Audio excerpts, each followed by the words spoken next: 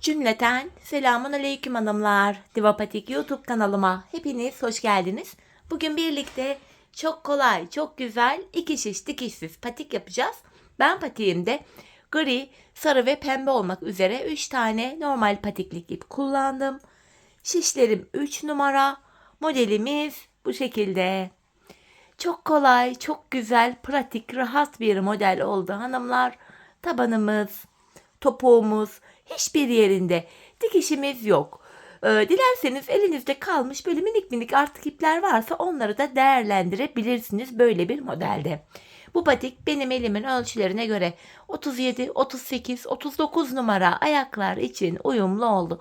Daha büyük yapmak isteyenler bakın şurada ajurlarımız var. Buraya 2 sıra ajur fazla yapabilir. Yani 4 ilmek fazla olur. İlmek sayınız benimkinden. Daha küçük yapmak isteyenler de burada 2 ajur eksik yapabilir. Böylece ilmek sayınızda 4 ilmek azalır. Patiğinizin boyutu da küçülür. Hemen patiğimize başlayalım. Kaç numara yapacak olursak olalım başlangıç sayılarımız aynı. Patiğimize bilek kısmından başlıyoruz hanımlar. Gri ipimiz ile 58 ilmek olarak. Şu ikinci ilmeğim 3, 4, 5, 6 bu şekilde 58 ilmek atalım gelelim. 58 ilmeğimi attım hanımlar. Hemen şu ucumuza bir düğüm atacağım. Patiğimizde baştan sona haroşa örgü yapacağız. Ben örgümüzün hem ön hem arka yüzünde düz örgü örerek haroşalarımı elde ediyorum. Kenar ilmeğimi aldıktan sonra ilmeklerimizin tamamını sıra sonuna kadar düz yani haroşa olarak örüyoruz. Bu şekilde sıra sonuna kadar örelim gelelim. Sıra sonuna kadar ördüm hanımlar. Şimdi geri döndüm. Ön yüzdeyim. Ön yüzde olduğumuzu şöyle kabul ediyorum. Şu başlangıç ipimiz sol taraftaysa ön yüzdeyiz demektir. Şuraya baktığımızda burada da bir diş haroşamız oluştu. Ön yüzde ve arka yüzde ilmekleri düz örünce bir diş haroşa elde ediyoruz. Tekrar ön yüzdeyiz. Sıra sonuna kadar ilmekleri öreceğiz. Ardından geri döneceğiz.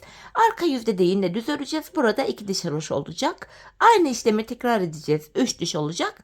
Burada toplamda 5 diş haroşamız olana kadar devam edeceğiz. Şimdi 5 diş haroşa örelim. Ardından buluşalım. Evet hanımlar 5 diş haroşamı ördüm geldim. Şimdi ön yüzdeyiz hem artırmalarımıza hem de modelimize başlayacağız. İlk modelimi sarı rengim ile yapmıştım. Sarı ipimi şöyle alıyorum. Gri ipimiz burada bekleyecek. Hemen modeli oluşturacağız. İlk 4 ilmeğimi sarı ipim ile öreceğim. İlk 4 ilmek. Şu ikinci ilmeğim. Hemen ikinci ilmekten sonra sarı ipimin ucunu burada düğümleyeceğim. Patiğim sökülmesin diye. Düğümümü attım. 2 ilmek örmüştüm. Şu 3. ilmeğim. Şu da 4. ilmeğim. 4 ilmek sarı ördük. Bir tane griyi örmeden alıyoruz. Tekrardan 4 ilmek sarıyı örüyorum. 1 ilmek griyi örmeden aldım. Bu şekilde toplam 25 ilmek öreceğiz. Şu sarılardan da toplamda 5 tane olacak. 5 model yapacağız. Yeniden 4 ilmek sarımı ördüm. 1 griyi örmeden aldım. Devam ediyorum. Tekrar 4 tane sarımı örüyorum. 1 griyi örmeden aldım. Yeniden 4 ilmek sarımı ördüm. 1 griyi örmeden aldım. Bakın bu sarı modelden 1, 2, 3, 4, 5 tane oldu. İlmekleri de sayalım. 4 sarı burada, 1 gri burada 5. Şuraya kadar 10. Şu griye kadar 15. Diğer griye kadar 20. Buraya kadar 25 ilmek ördük.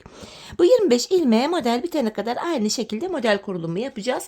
Bu ilk sıralarda kafanız karışmasın diye buralara işaretleyici de koyabilirsiniz.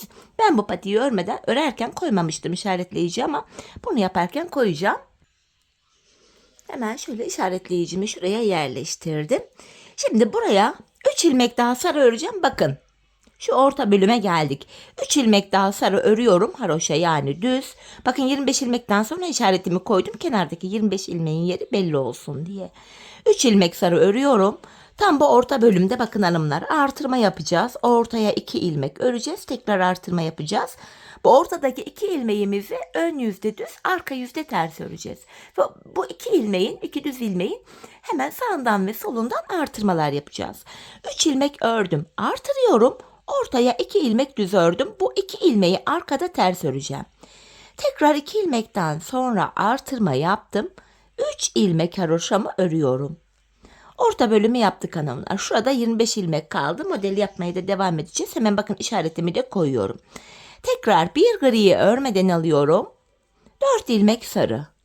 3, 4. Bir griyi örmeden alıyorum. 4 ilmek sarı. Bir griyi örmeden aldım. 4 ilmek sarı. Bir griyi örmeden aldım. 4 ilmek sarı örüyorum. Bir griyi örmeden aldım ve kalan 4 ilmeğim sarı. Bakın buraya da 5 tane sarı modelimiz oldu. Şurada sayalım. 1, 2, 3, 4 ve 5. Kalan 25 ilmeğimizi de ördük. Bu 25 ilmeği model bitene kadar aynı şekil model kurulumu yapılıyor. Şimdi geri döndüm. Arka yüzdeyim. Sarı ilmeklerimi arka yüzde düz yani haroşa örüyorum. İpi kendime doğru alıp gri ilmeklerimi tekrar örmeden sağ şişime alıyorum. Sarı ilmeklerimi düz örüyorum. Gri ilmeklerimi örmeden yine sağ şişime alıyorum. Sıra sonuna kadar bu şekilde devam ediyor. Sarılarımı haroşa örüyorum. Grilerimi örmeden sağ şişime alıyorum. Tekrar griyi örmeden sağ şişime aldım. Orta bölüme geldik. İşaretimi hemen sağ şişime aldım. Şimdi yandaki 3 ilmek haroşamı yine düz örüyorum. Artırdığımız ilmekleri de yine arka yüzde haroşa örüyoruz hanımlar. Bu ilmekler haroşa olarak bakın artıp gidiyor buralarda. Şuralardaki haroşalı ilmek sayılarımız artıyor. Çünkü artırdığımız ilmekleri de haroşa örüyoruz. Şimdi tam ortadaki 2 ilmeğime geldim. Bu 2 ilmeğim arka yüzde ters örülüyor. Bakın yine artırdığım ilmeğimi de düz ördüm. Yanındaki 3 ilmeğimi de örüyorum. Burada 4 ilmek haroşamız oldu. İşaretimi sağ şişime aldım. Tekrar gri ilmeklerimi örmeden alıyorum. Sarı ilmeklerimi düz örüyorum. Grilerimi örmeden alıyorum. Sarı ilmeklerimi düz örüyorum. Sıra sonuna kadar bu şekilde devam ediyorum.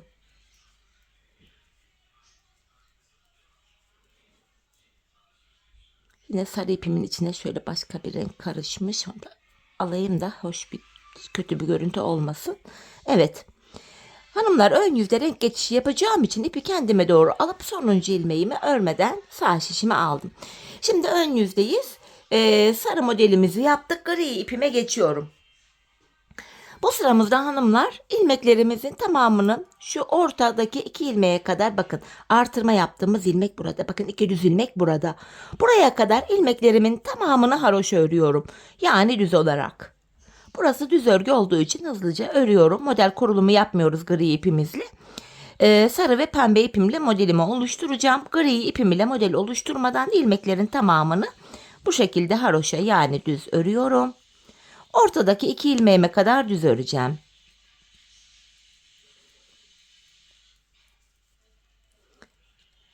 Hemen şu işaretimi sağ şişime aldım.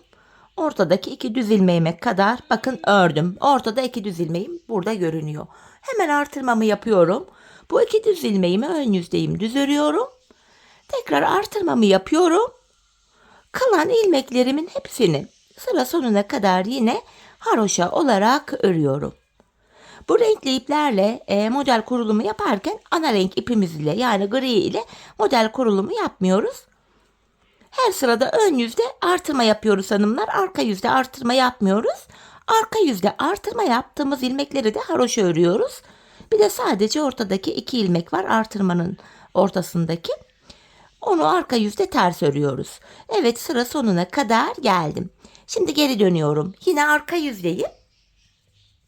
Arka yüzde yine ortadaki 2 ilmeğime kadar olan ilmeklerimi düz yani haroşa öreceğim.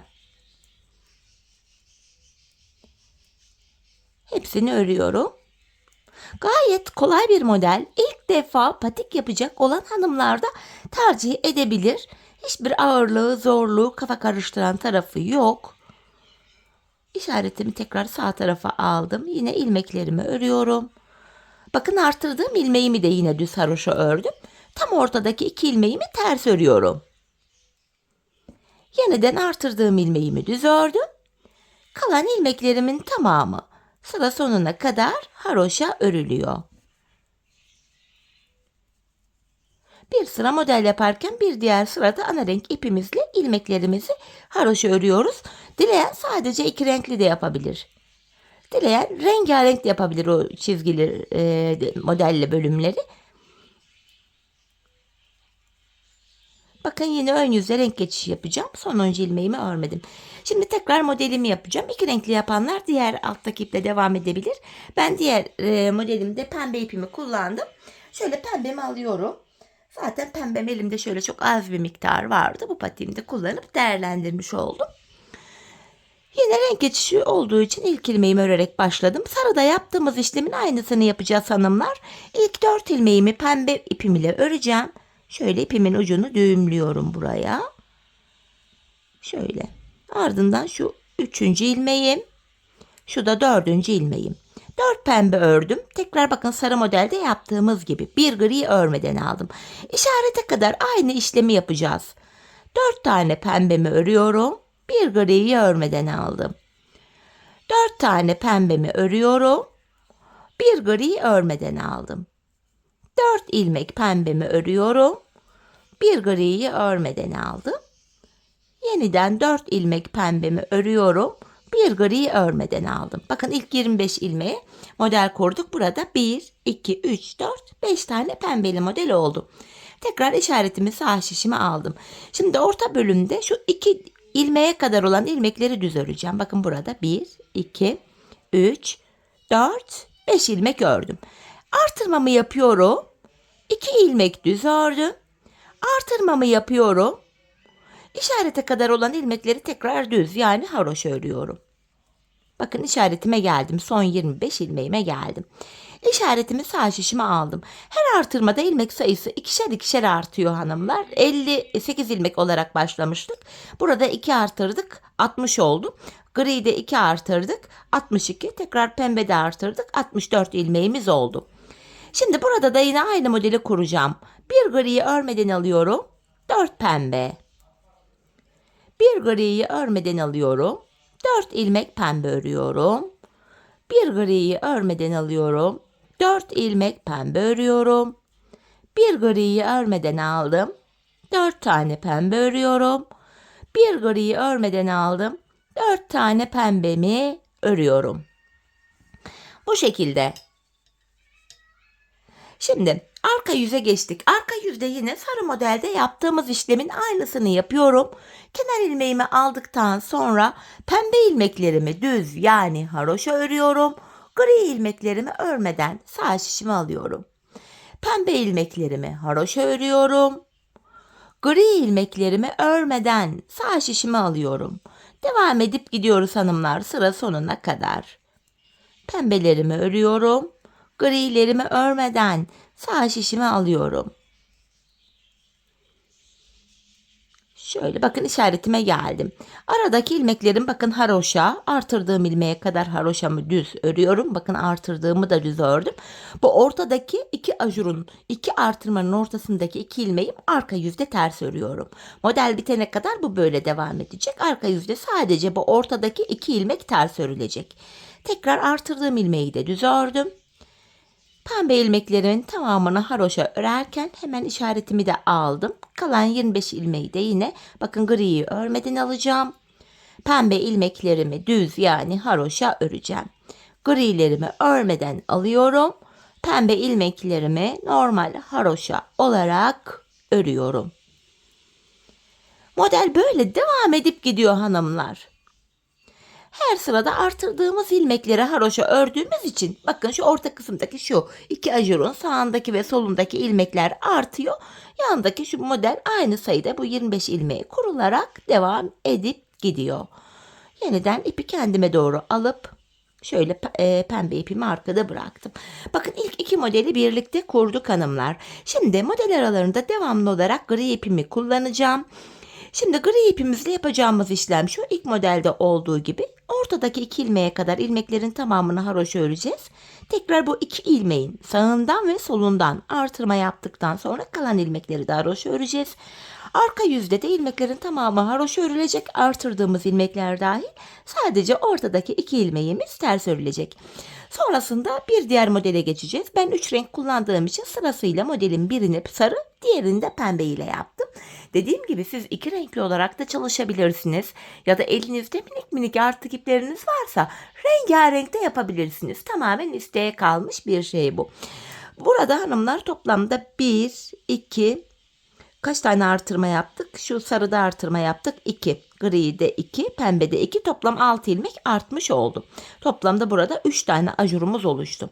Hanımlar ben bu patiğimde toplamda 92 ilmeğim olana kadar şişimde 92 ilmek oldu. Artırmalarımı yaptım. O zamana kadar da burada toplamda 17 sıra ajurum oldu. Şuradaki toplam ajur sayısı 17 oldu.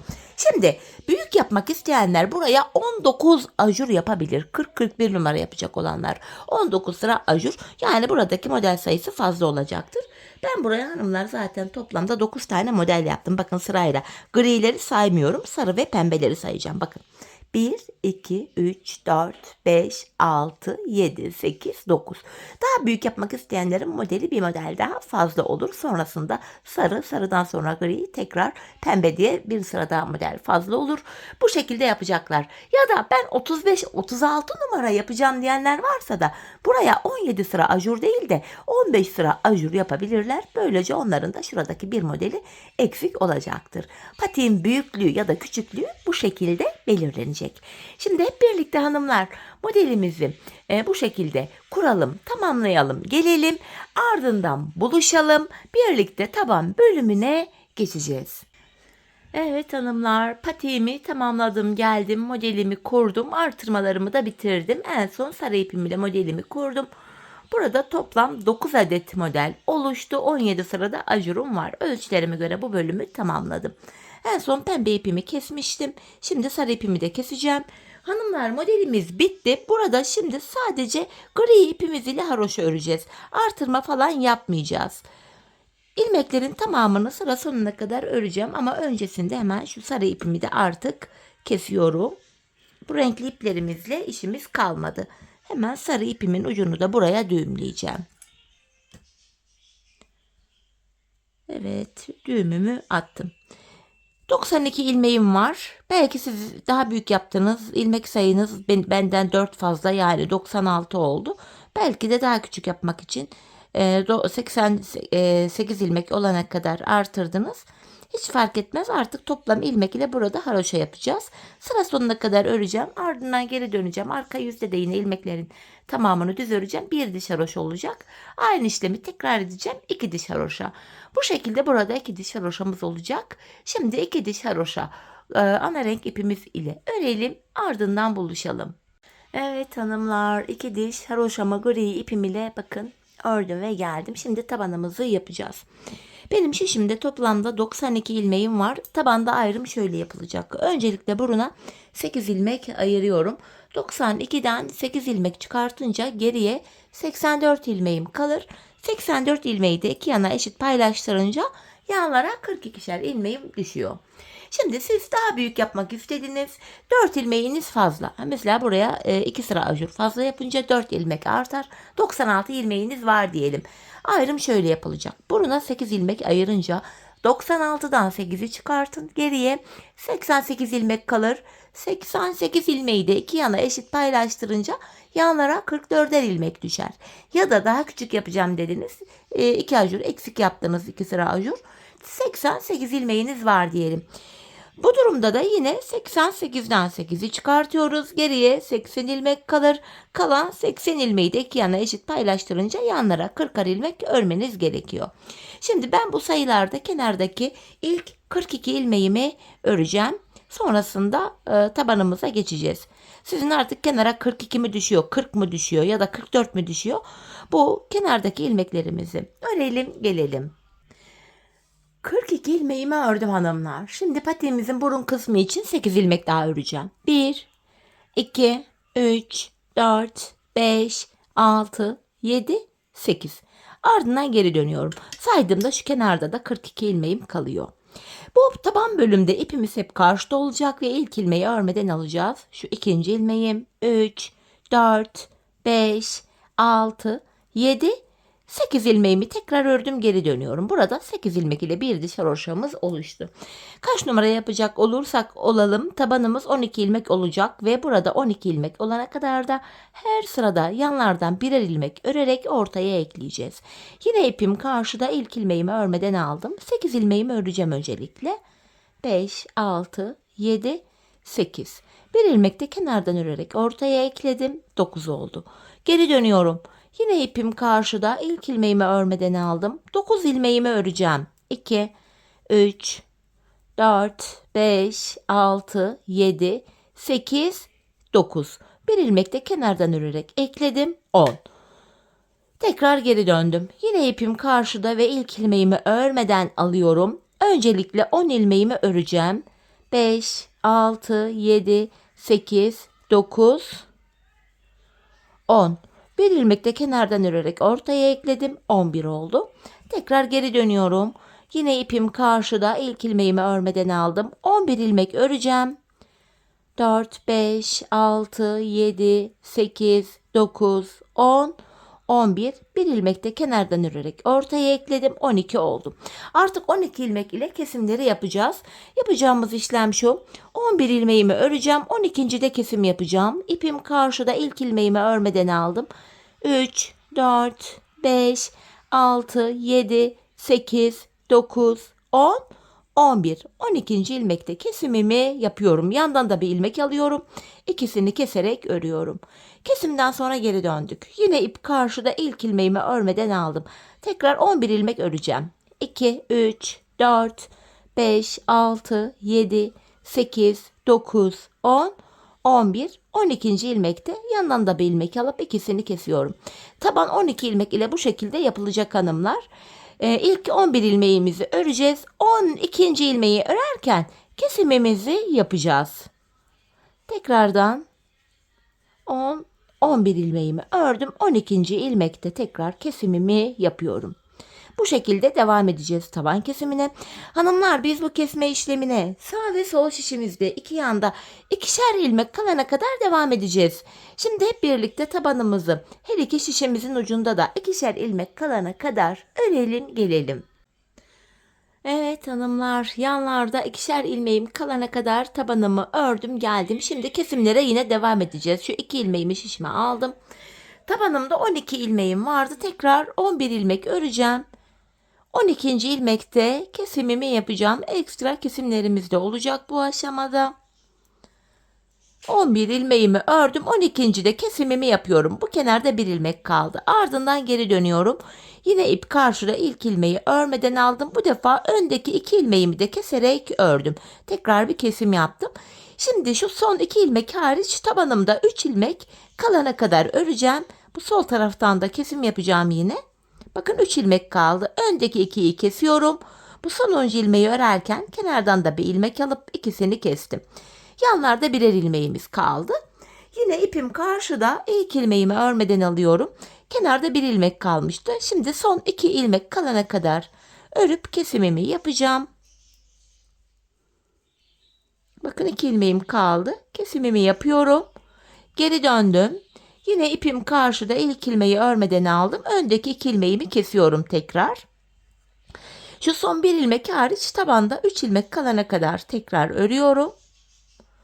Yine öndeki 2 ilmeği kestim. Bu sonuncu ilmeği örerken kenardakini de alıp ikisini bir kesiyorum.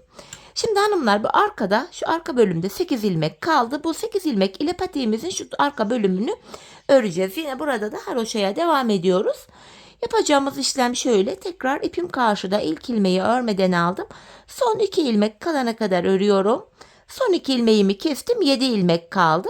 Bu aşamada hanımlar bakın, sırasıyla kenar ilmek yerleri var. Hemen şuradaki ilk gri kenar ilmek yerine ilmeğin iki kanadına birden girip ilmek çıkarttım. Tekrar 8 ilmek oldu. Bu şekilde hem patiğimizin arkasını örüyoruz hem de arka bölüm şu kenarlara eklenmiş oluyor. İlmek çıkarttıktan sonra geri dönüyorum. Yine ipim karşıda, ilk ilmeğimi örmeden aldım. Son 2 ilmek kalana kadar tekrar örüyorum. Yine son 2 ilmeğimi kestim. Bu sağ kenardan ilmek çıkartırken geri döneceğim, ön yüzle çıkaracağım. Öyle daha çok kolayıma gidiyor. Hemen şuradaki bakın gri kenar ilmek yerine girerek ilmek çıkarttım. Tekrar 8 ilmek oldum. Patiğimizin arka bölümü bu şekilde yapılacak. Son 2 ilmek kalana kadar öreceğiz. Son 2 ilmeği bu şekilde keseceğiz ve sıradaki kenar ilmek yerinden ilmek çıkaracağız. Bu defa bakın sarı kenar ilmek yeri var. Buraya girerek ilmek çıkarttım. Yine geri dönüyorum. İp karşıda, ilk ilmeğimi örmeden aldım. Aynı işlemi yapıyorum. Son 2 ilmek kalana kadar örüyorum. Son 2 ilmeğimi tekrar kestim. Geri dönüyorum. Burada da bakın sarı kenar ilmek yerine girerek ilmek çıkartıyorum. Sırasıyla karşılıklı aynı kenar ilmek yerine gireceğiz. Karşıda sarıya girdik. Şimdi de sarıya girdik. Karşıda bakın sırada gri var. Sonra buradan da griden ilmek çıkaracağız. Bu şekilde tabanımız orantılı, eşit bir şekilde, patiğimizin arka bölümü çok pardon, bu şekilde örülecek. Biz bu işlemi şu uçlara gelene kadar, yani son kenar ilmek yerlerine gelene kadar devam edeceğiz. Şimdi hep birlikte topuğumuzu örelim, ardından buluşalım. Evet hanımlar, son kenar ilmek yerlerine gelene kadar patiğimin arka bölümünü bu şekilde tamamladım, geldim. Artık ilmeklerimi keseceğim. İkişer ikişer toplayarak kesimimi yapıyorum. Patiğimizin örgü bölümü burada böylece tamamlanmış oldu. Son bir ilmek kaldı. Bunu da kesiyorum. Hemen tığım ile kenarda böyle tümsek bir görüntü oluşmasın diye şöyle dibine batarak burayı düzledim. 2 de zincir çekip artık ipimi kesiyorum. Tam başladığımız yerde bakın, başlangıç ipimiz burada. Patiğimizi kestik. Şuradaki fazla ipimi de şöyle alacağım. İplerimizi gizleyeceğim hanımlar şimdi. Şu arka ilmek aralarına girerek bu iplerimi şöyle gizliyorum. Tekrar zincir tekniğiyle şöyle arkaya düğümleyeceğim. Daha sıkı sağlam olsun diye şöyle ilmek aralarına girerek iplerimi yok ediyorum. Şöyle. Gayet kolay, örmesi zevkli bir modeldi. Ben çok beğenerek, çok severek yaptım. Umarım sizler de benimle birlikte beğenerek, severek yaparsınız. Evet, patiğimiz bu kadar. Görüntü olarak model bu. Hemen manken ayağıma giydireyim. Birlikte modelin ayaktaki duruşuna da bakalım.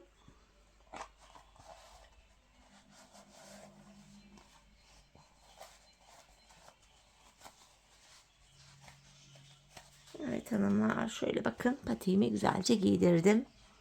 Çok rahat, kullanışlı, dikişsiz olduğu için asla da ayağı rahatsız etmiyor. Hoş bir model oldu.